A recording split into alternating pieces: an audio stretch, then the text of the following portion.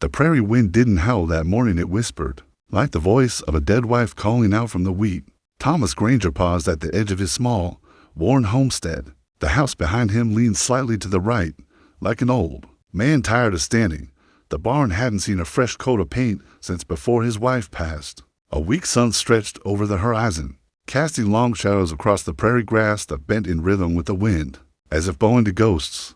He wiped a callous hand down his face and glanced toward the little plot beside the house. There, beneath a white wooden cross half buried in dust, lay Emma Granger, his Emma, dead a year now. The rose bush beside her grave looked as lifeless as his eyes' thin branches, brittle, no bloom in months. He still watered it every morning, though a ritual, a helpless hope.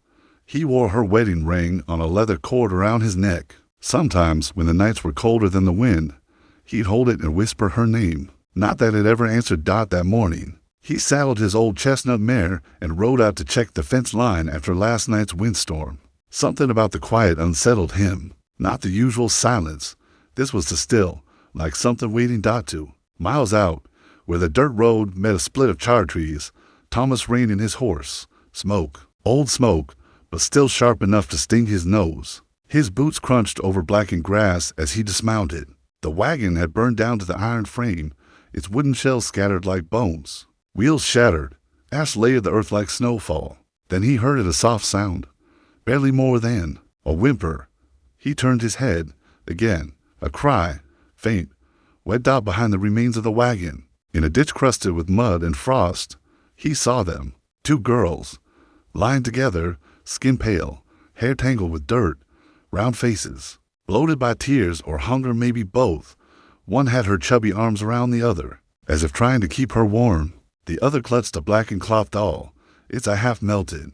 Thomas stepped forward, boots squelching in wet soil. One of the girls stirred, eyelids fluttering. A sharp breath escaped her cracked lips. He stood over them, unsure. They looked about 6 years old. Fat little things, not from starvation. Then, but their cheeks were scratched, legs bruised, bare, feet blistered from walking. He dropped to his knees, a grunt rising from his throat. Gently, he touched the older one's shoulder. She recoiled slightly, but didn't cry out. He pulled off his duster and wrapped it around them both. "What the hell happened to you?" he murmured. Dot. Then he saw it, the scrap of paper pinned to the doll's torn dress. Faded pencil scratched across it. "Not mine. Keep 'em if you want." He stared at the note, his throat tightening. His hand trembled, fingers brushing the doll's charred face.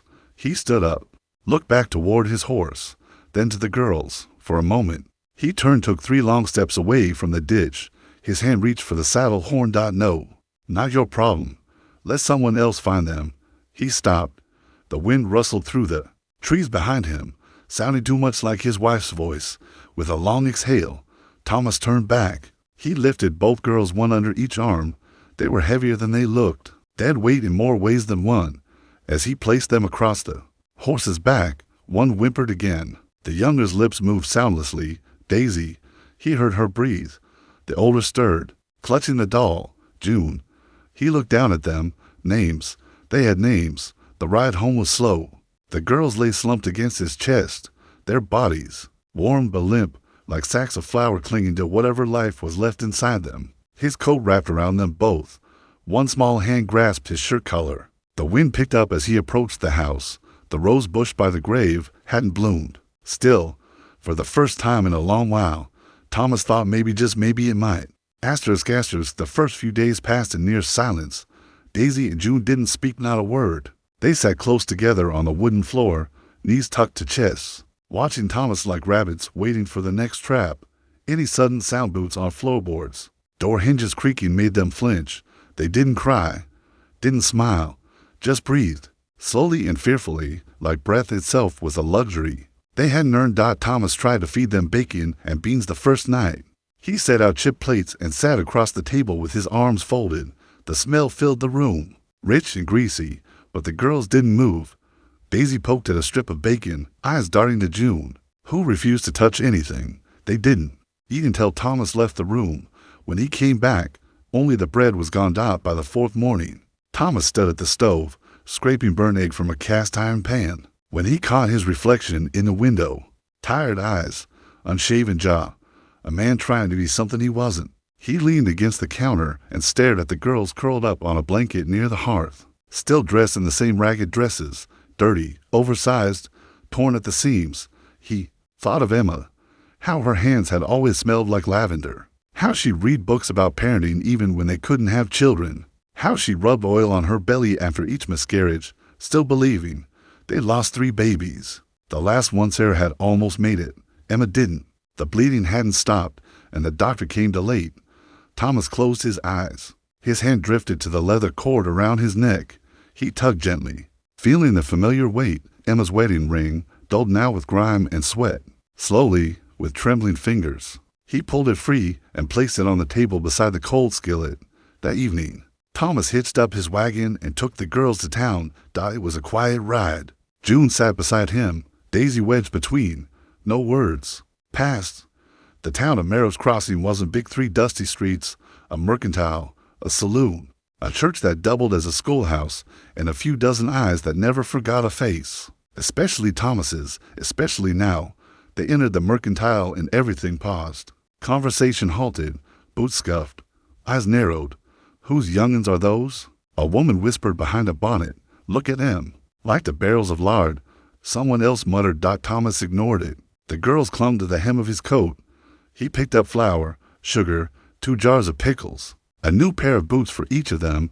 He'd pay with credit, but when he set the items on the counter, the shopkeeper, old Mr. Peel, leaned forward and cleared his throat. You're behind 3 months, Tom. Can't keep giving on promises.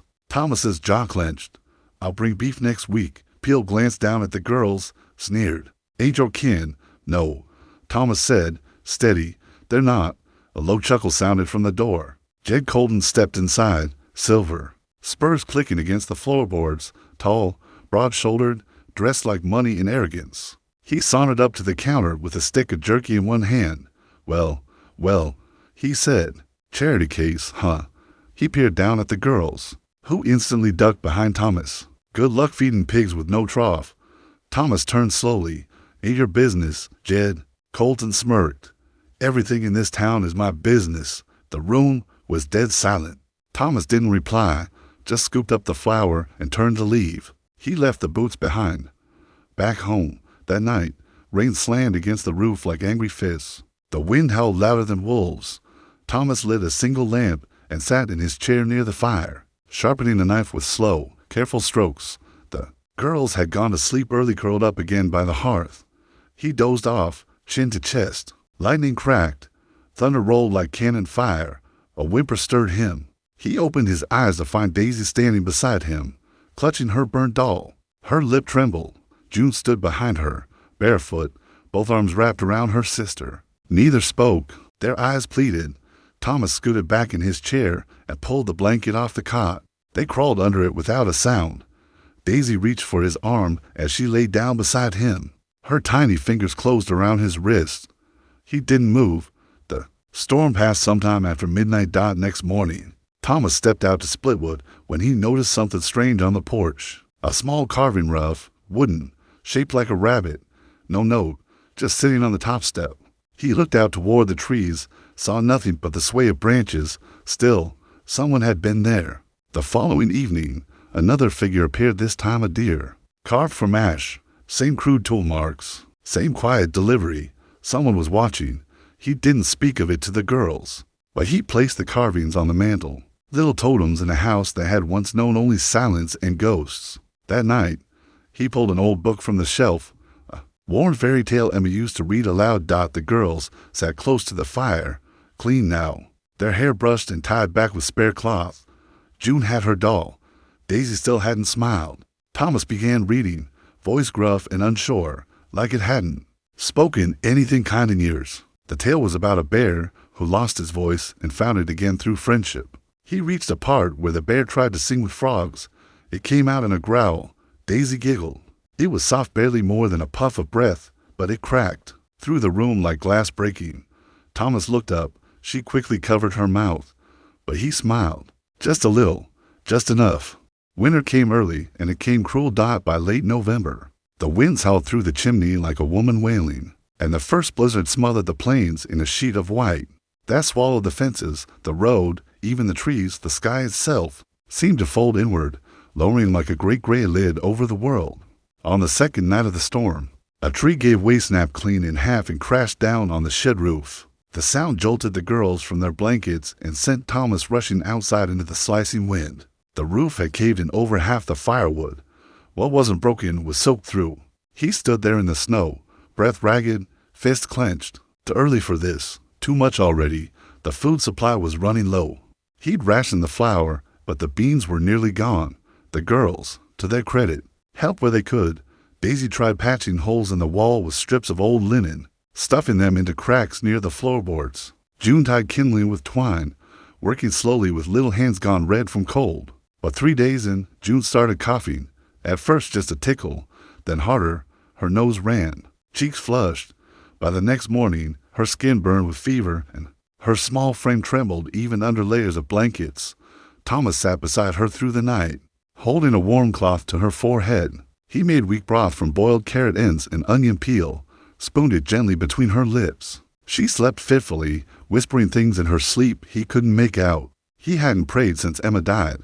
Not once, but on that second night, he knelt beside the hearth, head bowed low over clasped hands, whispering into the crackle of dying flames, "Please, if anything's left out there, don't take her. Don't take another one." The next morning, a bundle lay on the porch. Wrapped in animal hide was a pouch of dried herbs, twisted twigs, and something that smelled like pine and pepper. Alongside it, a third carving. A fox this time. No note. Thomas turned slowly, eyes scanning the tree line beyond the hill. Snow fell heavy. Nothing moved. Still, someone was watching.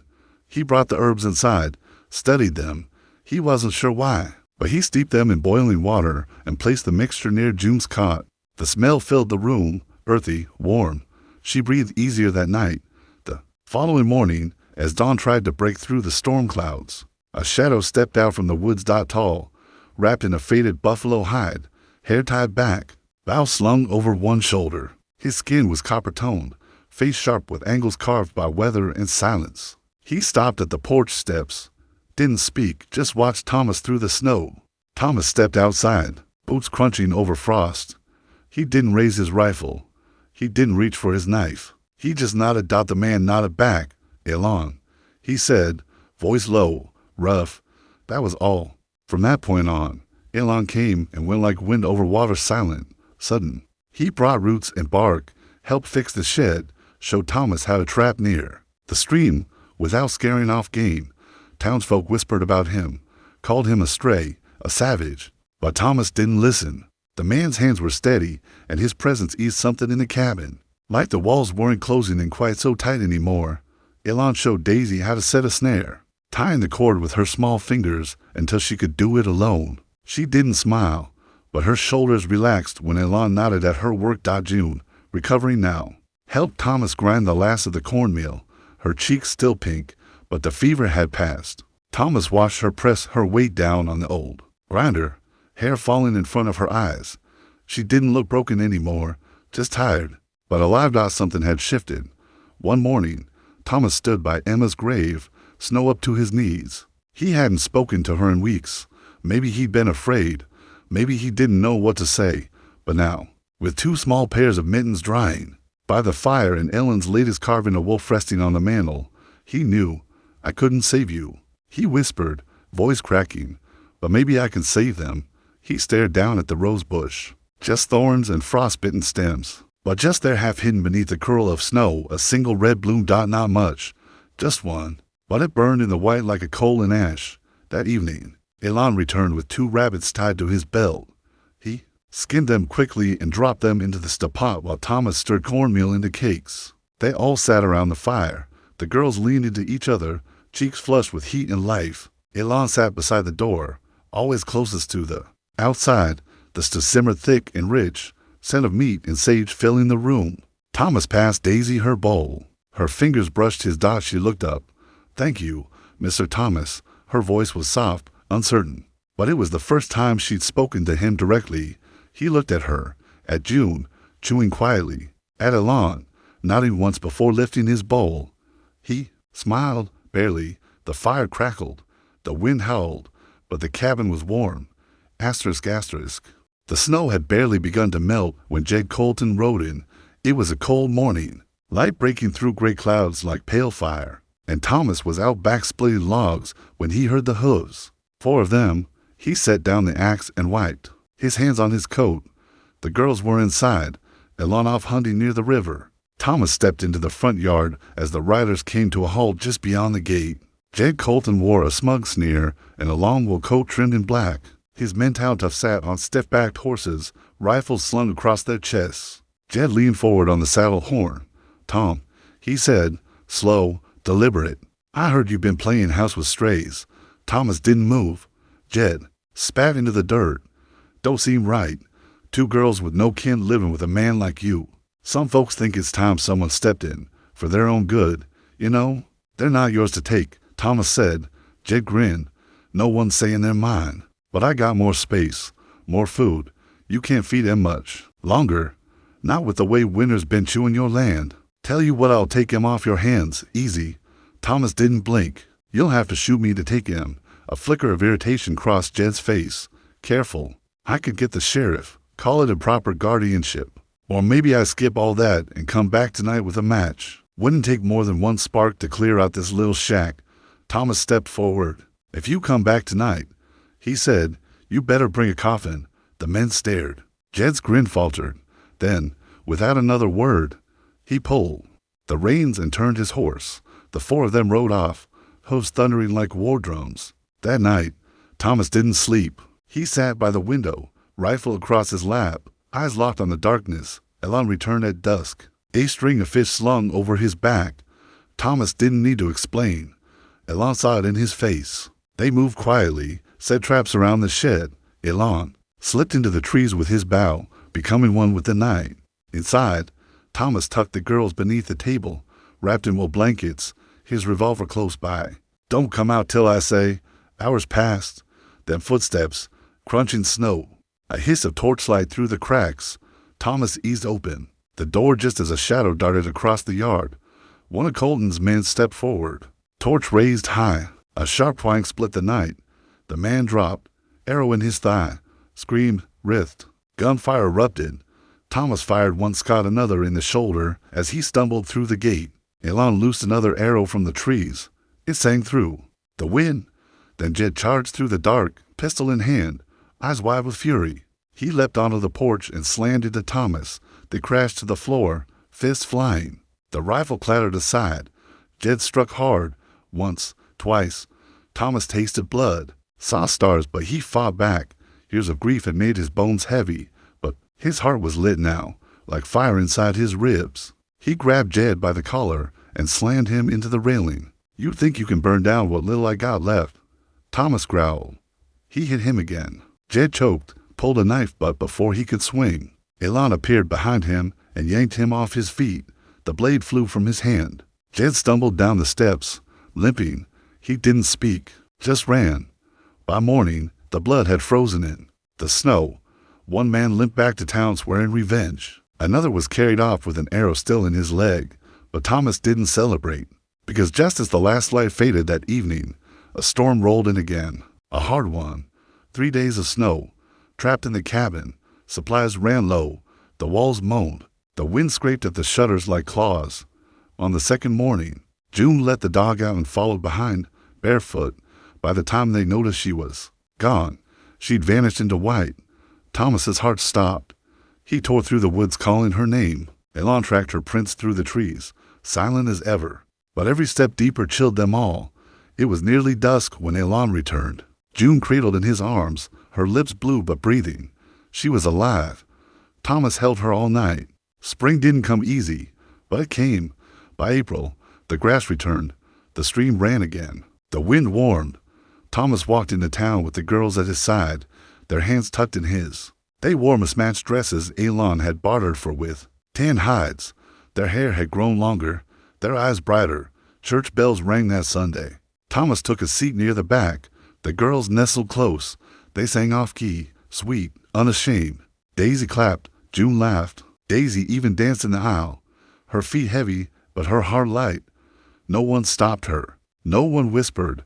Months later, Thomas sat by the window with a worn leather journal. His handwriting was rough, but steady. I saved them once, but truth is they saved me every single day after. He looked out the window.